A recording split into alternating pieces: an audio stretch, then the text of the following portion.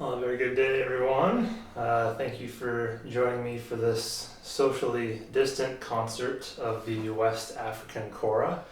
My name's Sean Gaskell, and I'll be playing some songs for you from the northwest section of Africa. The Kora here is native to the Mandinka people, who live primarily in the countries of Gambia, Senegal, Mali, Guinea, and Guinea-Bissau. And some others as well. I had the privilege of being able to study the Kora 3 times in Gambia in 2008, 12, and 18. So most of the songs that I'm going to play for you are ones that I learned while I was in Gambia from the 2 teachers that I worked with. Between the songs, I will be sharing with you some of the background and the history of the Kora. So there will be a lot to learn. This first song is a traditional song called Kasumaman, and it's a modern version of a very old song called Apollo. And Apollo is a type of fabric that is used to make dresses, which women then wear at special ceremonies. Kasumaman.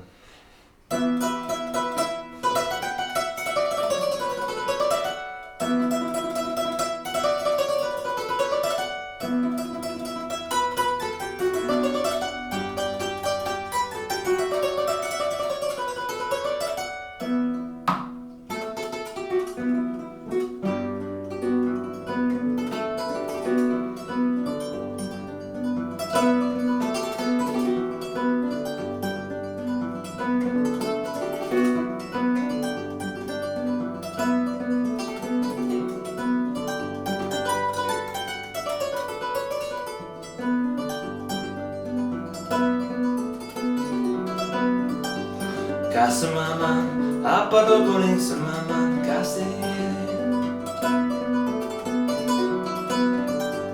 Kasumaman, jombe na apado sumaman kasih. Oya sumaman, apado kuning sumaman kasih. Kasumaman, jombe na apado sumaman kasih.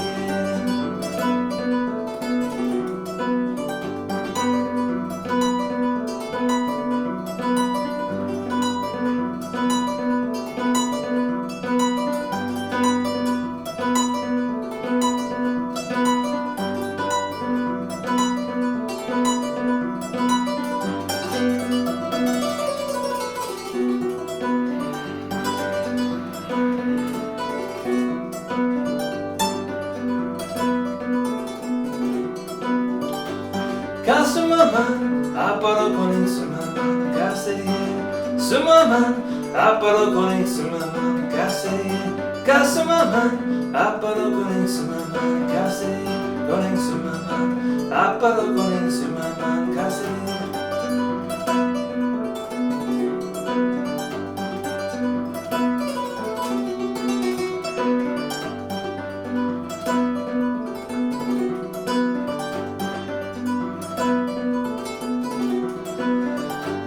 Kasumaman, aparo kuning sumaman kasih. Kasumaman, jombe na apado sumaman kasih. Kasumaman, aparo kuning sumaman kasih. Sumaman, aparo kuning sumaman kasih. Kasumaman, aparo kuning sumaman kasih. Kuning sumaman, aparo kuning sumaman kasih.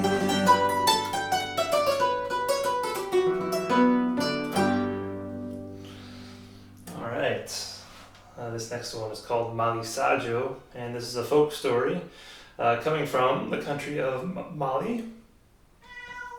The second word is Sajo, the word for the hippopotamus, the Mandinka word for the hippopotamus, I should say. And the song tells a story about a woman who fell in love with a hippopotamus in the southwest region of Mali known as Bafulabe. And it's not a true story, it's a folk story.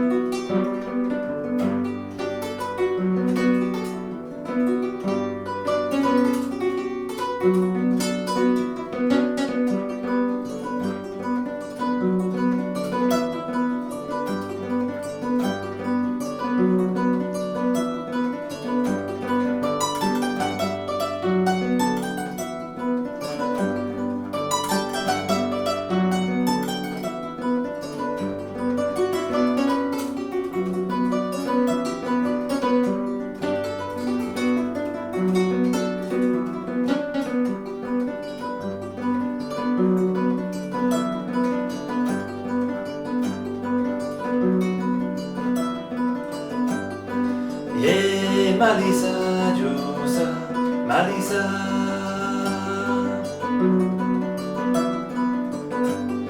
Bafulabe, Malisa, Josa, Malisa.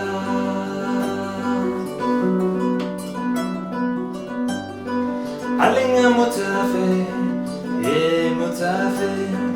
Alinga mutafe, alinga mutafe.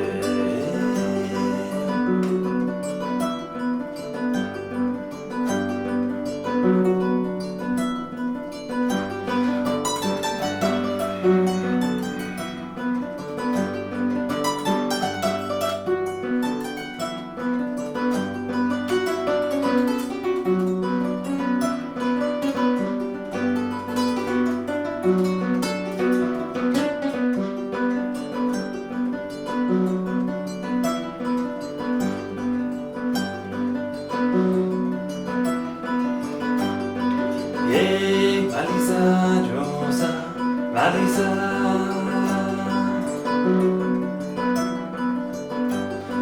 Afulame, Malisa, Josa, Malisa.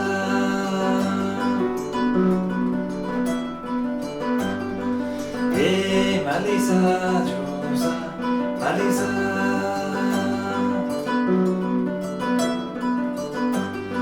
Afulame, Malisa, Josa, Malisa.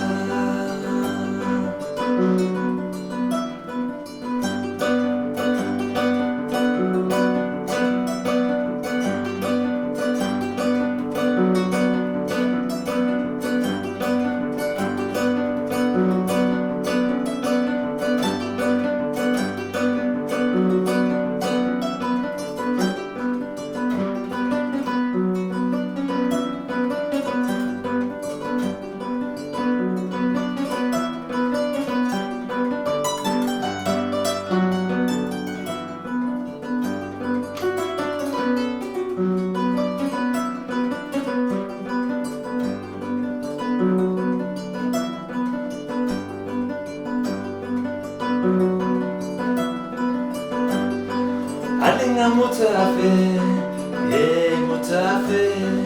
Alinga mutafe, alinga mutafe.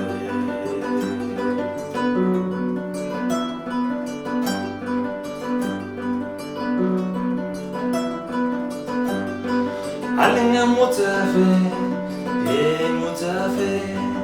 Alinga mutafe, alinga mutafe.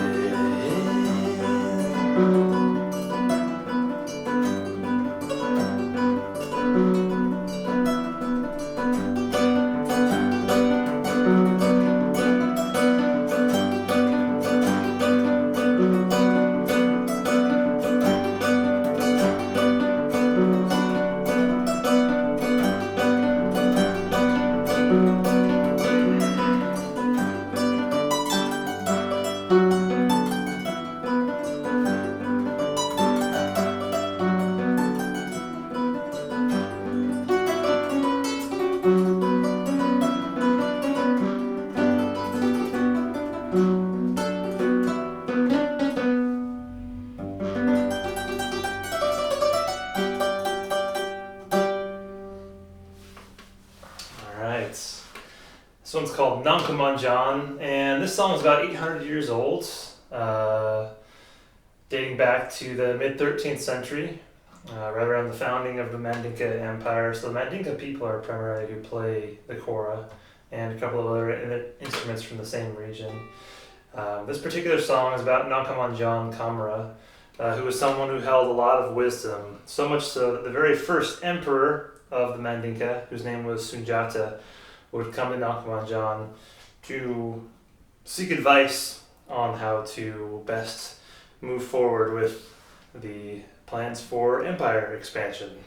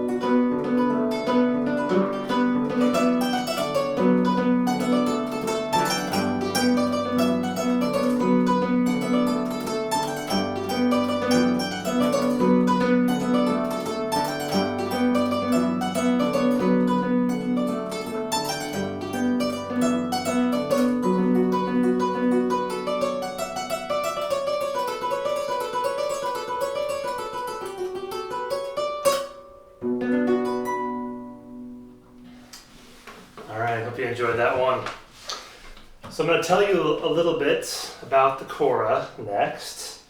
So the kora dates back about 300 years, although some of the music that is played on it can date back as many as 800 years. And so down at the base here, we have a calabash, which is a gourd that grows very similar to a pumpkin, so you have to pick it off the stem. To use it for the kora, you would cut it in half and take all of the seeds and all of the wet innards out. And then the calabash has to dry in the sun for a couple of weeks, up to a month, just depending on the time of the year that you're building the kora. So once the calabash is dried out, you would stretch a wet animal skin over the open half and nail it to the back with upholstery tacks. It's very important to apply the skin here while it is still wet, because if it's at all dry, it's probably going to crack and you will just have a kora that won't work as a result.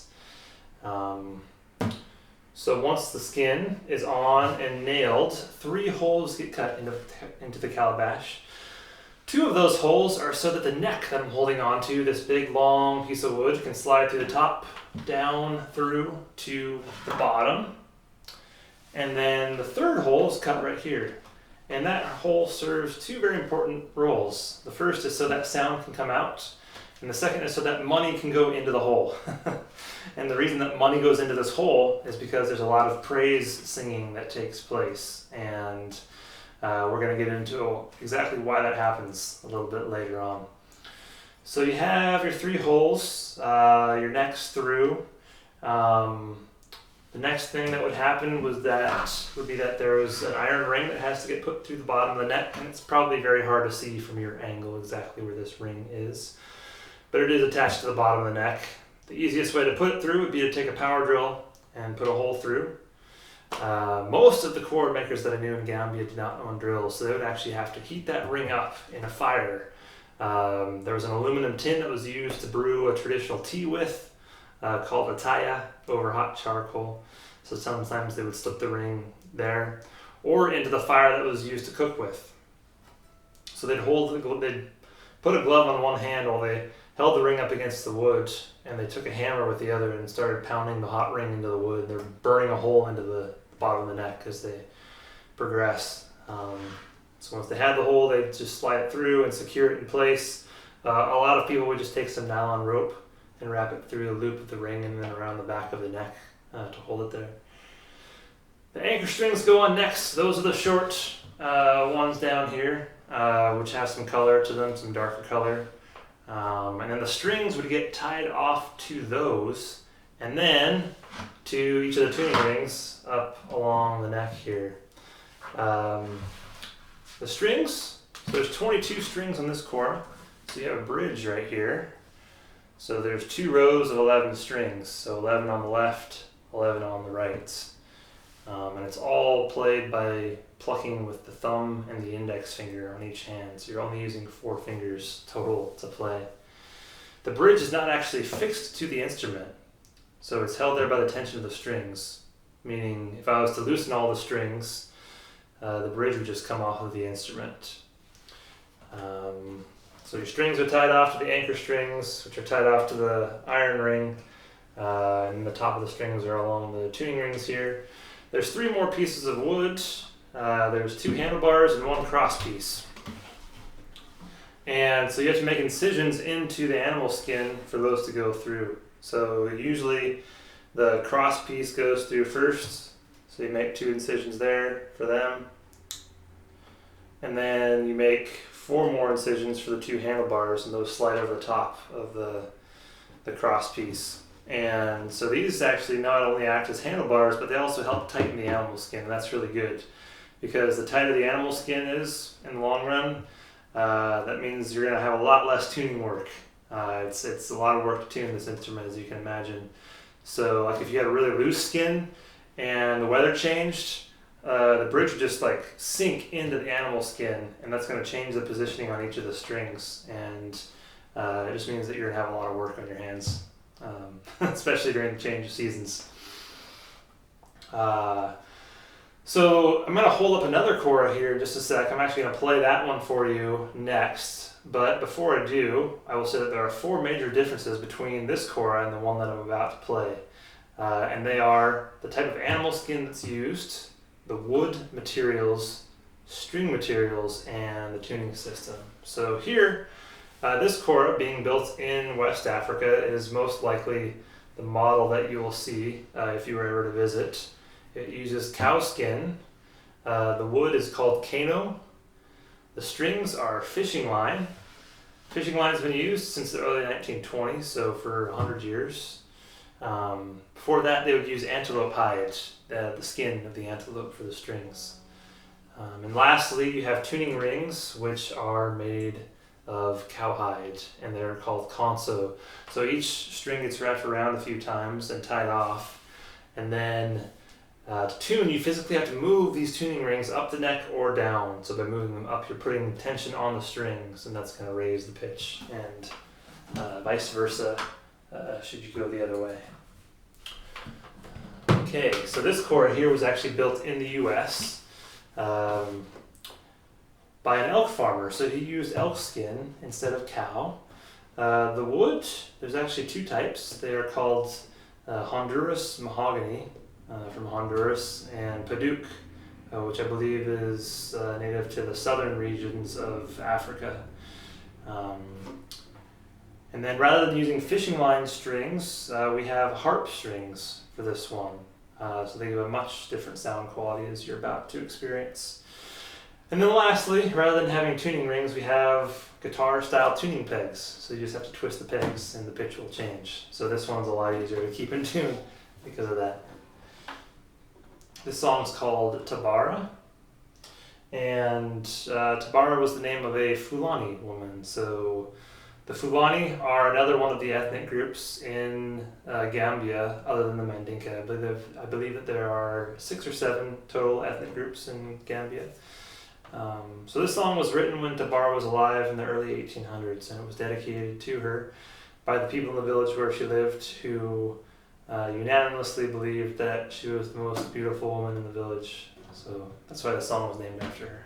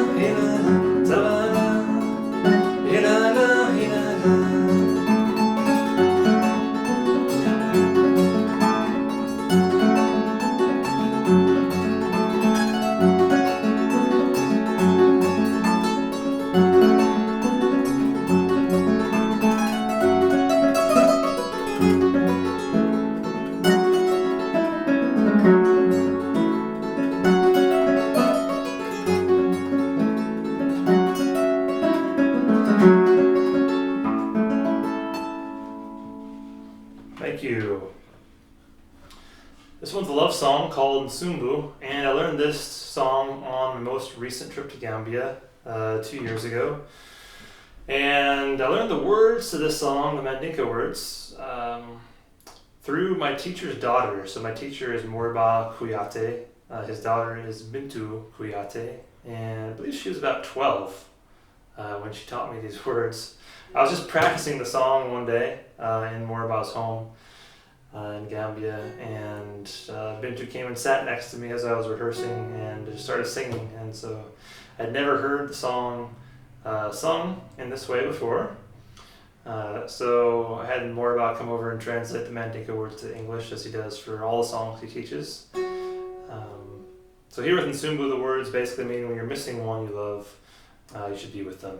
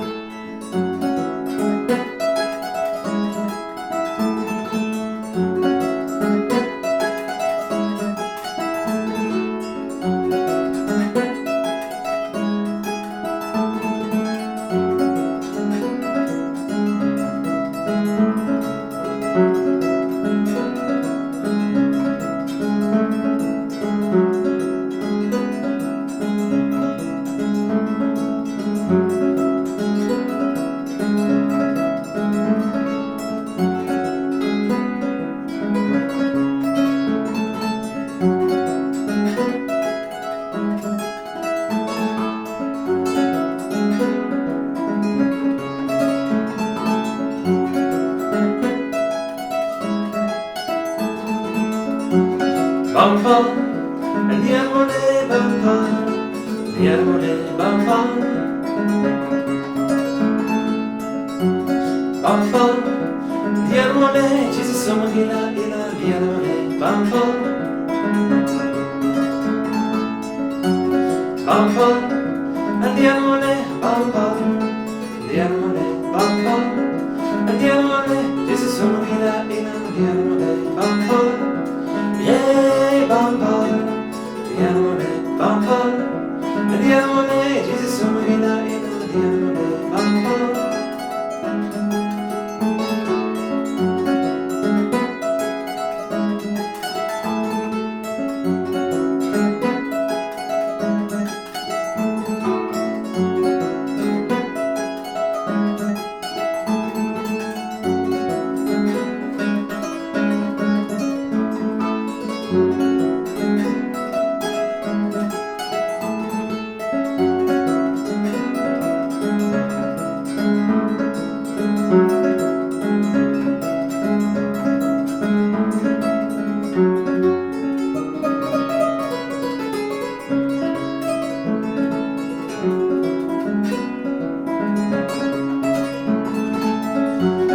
Bamba, andiamo le bamba, andiamo le bamba.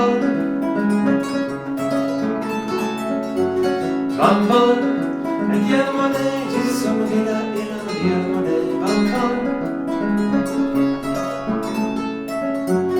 Bamba, andiamo le bamba, andiamo le bamba.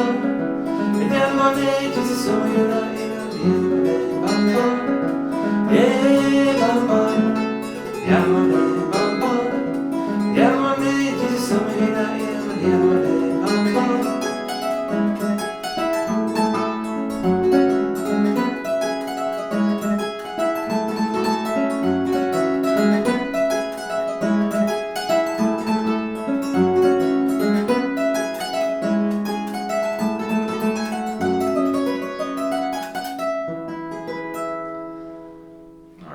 Thank you so much. This one is called Ninkube Keledi, and this is another song I learned a couple of years ago. It's a traditional song that means when you meet someone for the very first time, you think very well of them and you would like to get to know them better.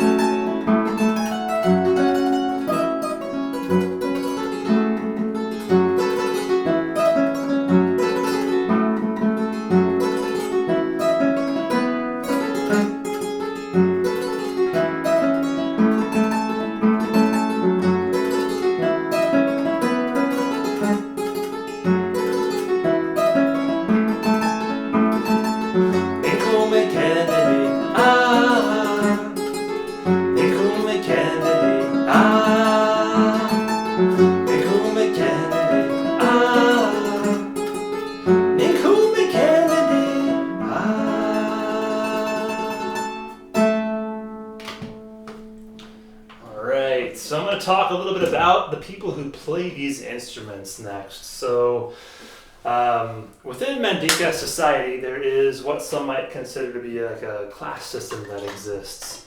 And so people are often born into families that do certain things for their work, their trade, through their whole lives. And there are many different types of work that are very similar to what we have here. However, the people that play the kora for their living, we really don't have an equivalent for someone like that in our culture here. So the people that I'm referring to are called griots.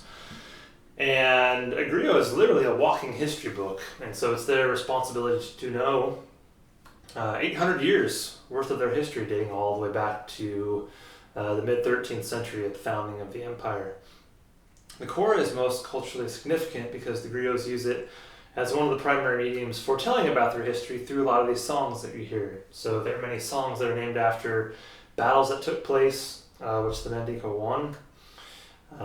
There are songs about people who fought in those battles, and others about political leaders during those times, from presidents to city leaders, village leaders, pretty much all ranks. When I was in Gambia, I would say the kora mainly played at three types of events. Two were very formal and one was not. The two formal events were weddings and naming ceremonies. And there was like a casual event that would happen maybe once or twice a month inside of a family's home, otherwise known as their compound. So people lived in extended family compounds with their extended families, usually ranging from anywhere between 8 and 30 people in number. So each immediate family would have like a room or two to themselves, which were on the exterior walls of the compound, which were concrete. The roofing was usually held down by palm wood, and it was like a corrugate, kind of like a tin metal layering. And then the central part of the compounds were very wide open, so lots of air coming through. They were not covered by a roof. So that's where a lot of this music would take place. So regardless of where you saw the music being played, it was pretty rare to see the kora perform solo, like you're witnessing right now. They would usually be accompanied by other instruments, such as the balafon, which is a wooden xylophone that gets played with one mallet in each hand. The ngoni, which is a lute, which is played more like a guitar, so it has 6 strings and you hold them on the neck with one hand and you strum them with the other.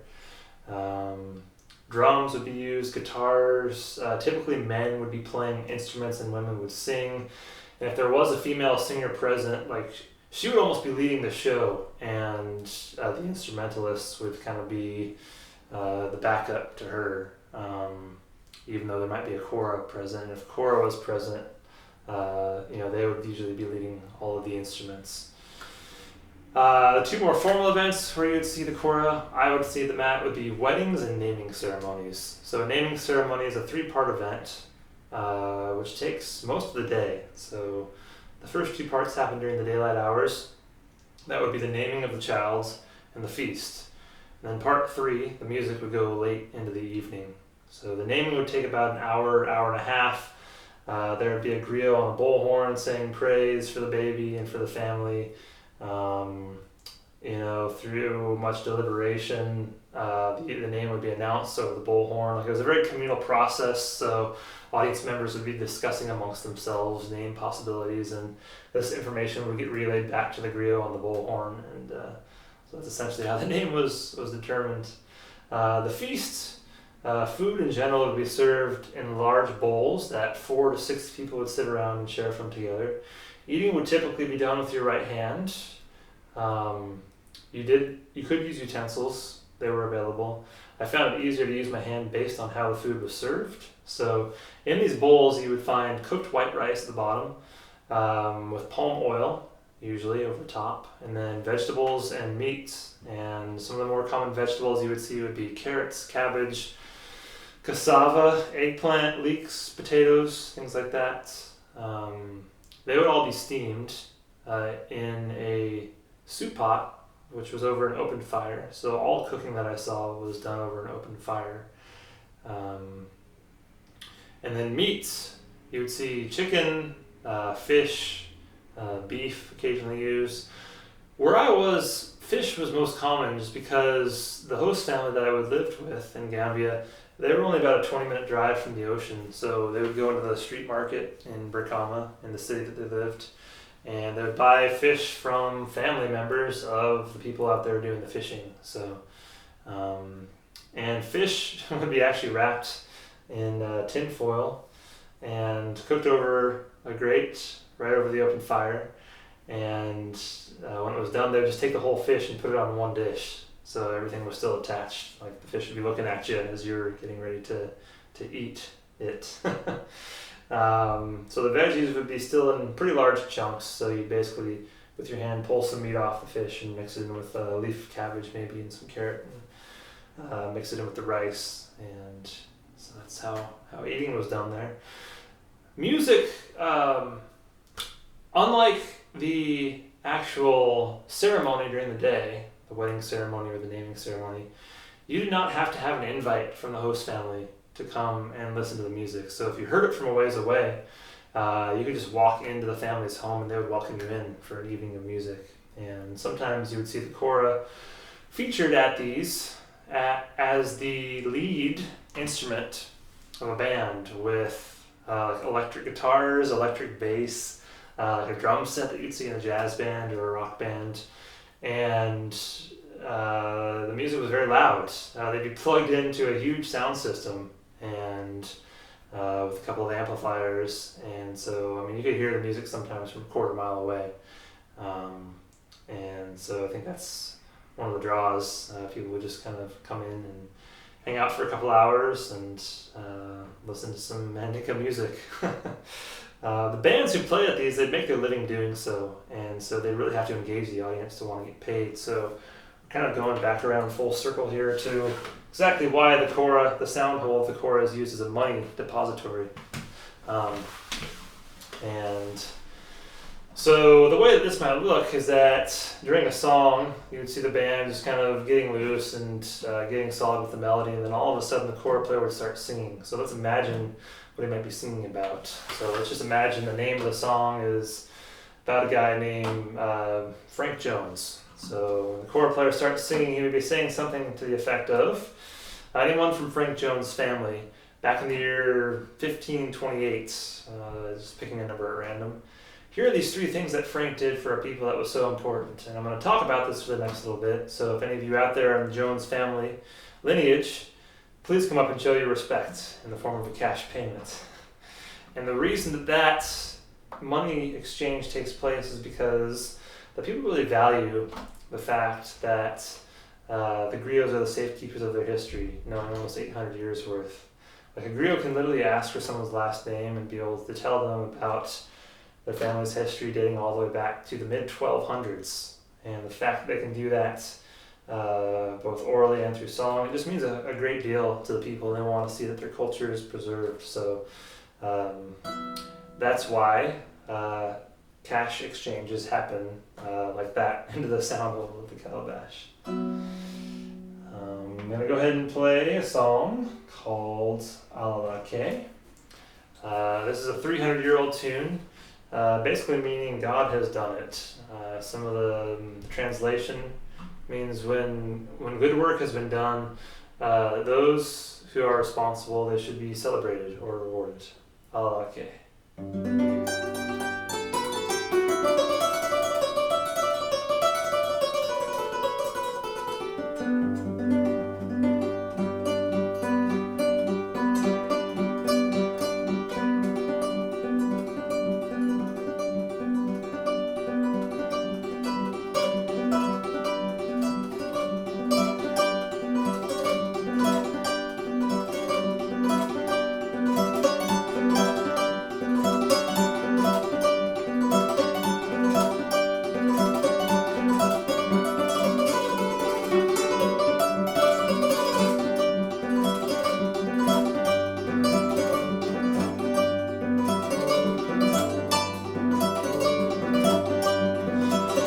Alalake,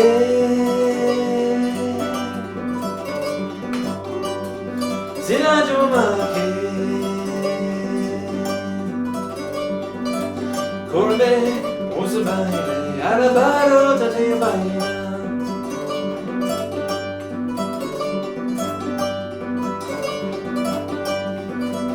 Alake,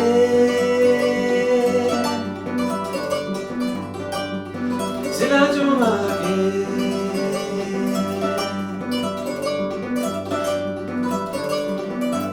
Korbe, Musubaile, Alabaro, Tatebaina.